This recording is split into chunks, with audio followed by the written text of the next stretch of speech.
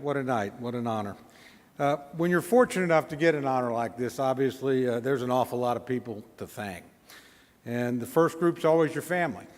And certainly, I've been blessed. I want to thank my wife and my son, Ellen and Mason, my brother and John and his wife, Crystal, who are also here.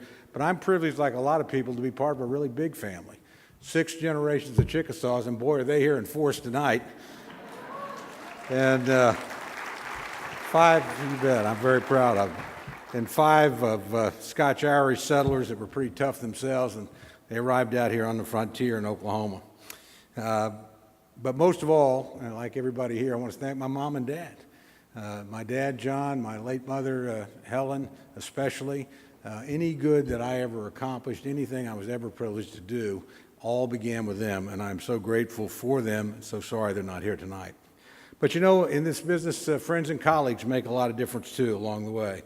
And I was very fortunate to have amazing partners, Debbie Snodgrass, Sharon Caldwell, Pat McFerrin. All of those people did more to build the business, I think, than I did. And you always have, again, friends and political associates along the way. A lot of them are here tonight. Clinton and Tracy Key, my good friend Kim Alfano, personal friends like Ron and Sarah Poole, and Monty and Sandra Bivens that I played football with, both those guys 50 years ago. So it's wonderful to have those kind of folks in your life. And I've had an unbelievably great staff, and they're here in force tonight too. You can't name all, yeah, go ahead, you can cheer yourselves. I mean, they do it all the time. But they really are good. You can't name them all, but I've had a succession of unbelievable chiefs of staff in a variety of positions. Pam Warren, when I was privileged to be governor's Keating Secretary of State.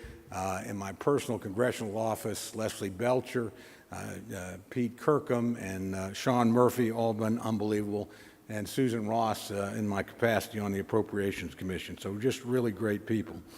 And of course, I've had some great bosses.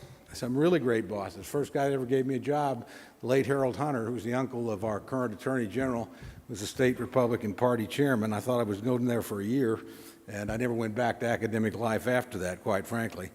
Congressman Mickey Edwards, who was my boss when he was a congressman. The late Congressman Guy Vanderjack, who was head of the NRCC.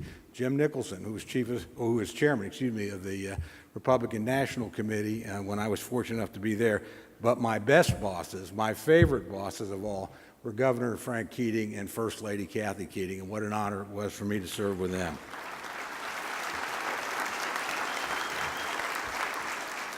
You know, there's an old saying in politics, we got a lot of politicians here, so they'll know it pretty well. Everybody knows somebody doesn't like them, only politicians get an exact count. You know, I've been around in a lifetime of elections. I've been lucky to win a lot more than I lost, although I see Governor Nye out there, and he took all 77 counties from us the time that I was in the campaign against him. Never did that ever again. But, you know, at the end of the day, the people who've really determined my fate, and probably the fate of all of us that are privileged to be up here today, are really the people of Oklahoma, and particularly in my case, the voters of Oklahoma. I've had the privilege of being on the ballot 9 times for either state or federal office. Each time my fellow Republicans have given me the privilege of representing them in the general election. Each time the good and great and decent people of Oklahoma have given me the honor to go on and serve them in either state or federal office. And I am grateful for that confidence, and I never take it lightly. But you know, an honor like this is a challenge as well as an accolade. And it's something I will do my very best to live up to as long as I'm privileged to hold office and to serve the people of Oklahoma, and thanks to them, the people of the United States.